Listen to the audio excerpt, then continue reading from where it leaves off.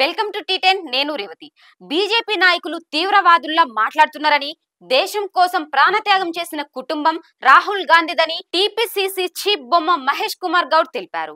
AICC TPCC ఆదేశాల మేరకు parliament ప్రతిపక్ష నేత రాహుల్ గాంధీపై బీజేపీ నేతలు చేసిన వివాదాస్పద వ్యాఖ్యలకు నిరసనగా హన్మకొండ జిల్లా అంబేద్కర్ సెంటర్ వద్ద జిల్లా కాంగ్రెస్ పార్టీ అధ్యక్షులు, వరంగల్ పశ్చిమ నియోజకవర్గ ఎమ్మెల్యే నాయిని రాజేందర్ రెడ్డి అధ్యక్షతన ఏర్పాటు చేసిన నిరసన కార్యక్రమంలో ఆయనతో పాటు మంత్రి పొన్నం ప్రభాకర్ పాల్గొన్నారు.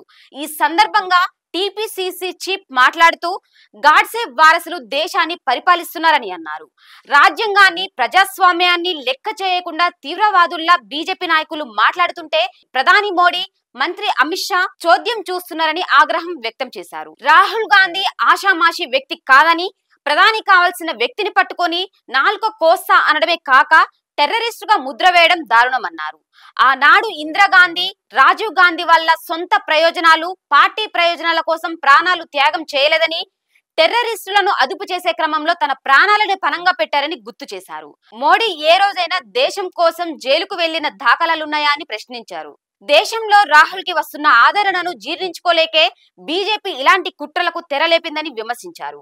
మంత్రి పొన్నం ప్రభాకర్ మాట్లాడుతూ దేశం కోసం ప్రాణాలర్పించిన ఇందిరాగాంధీని అవమానించడమే కాక రాహుల్ గాంధీని ఇందిరాగాంధీకి పట్టిన గతే పడుతుందని హెచ్చరించడాన్ని కాంగ్రెస్ పార్టీ తీవ్రంగా పరిగణిస్తుందని అన్నారు. బీజేపీ ఎంపీలు ఉగ్రవాదుల్లా మాట్లాడుతుంటే ప్రధాని మోడీ, హోంమంత్రి అమిత్ షా ఏం చేస్తున్నారని ప్రశ్నించారు. ఇప్పటికైనా బీజేపీ ఎంపీలు తమ వ్యాఖ్యలను వెనక్కి తీసుకొని రాహుల్ గాంధీకి బహిరంగ క్షమాపణలు చెప్పాలని డిమాండ్ చేశారు. ఇది ఇవాల్టి న్యూస్. చూస్తూనే ఉండండి టీ10.